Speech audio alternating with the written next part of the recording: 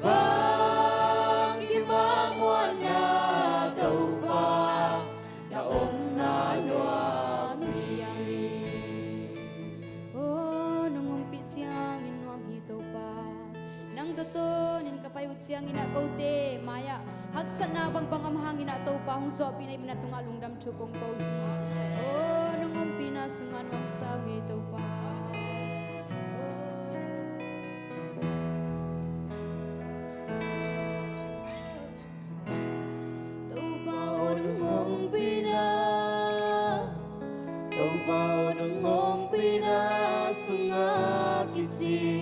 Apiang Taylor om kê,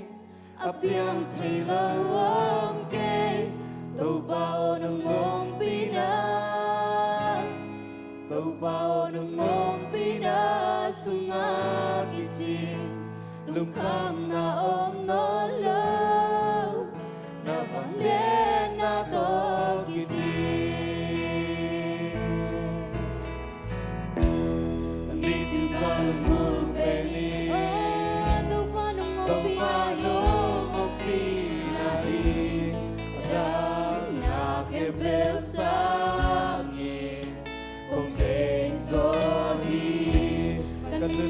aku sungobi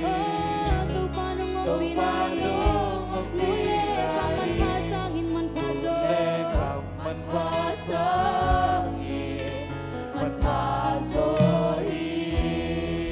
tu panong ngopi na tu panong ngopi na tu panong ngopi na sungat kiti apiang Taylor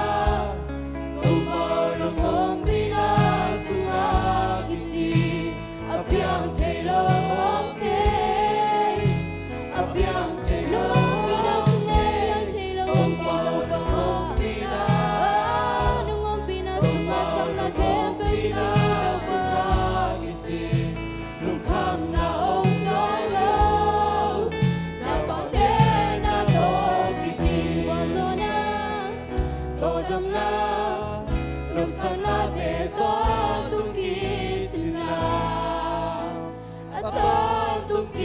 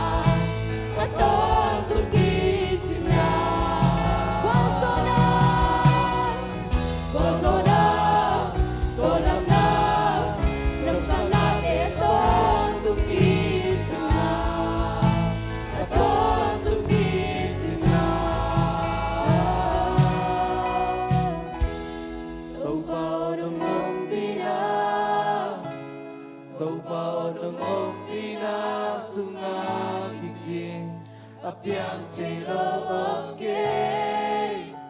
Apiang chelo okay Tau pa orungong pina Tau pa orungong pina Sungakitsin Lukham na om nolo Na vale na to kitin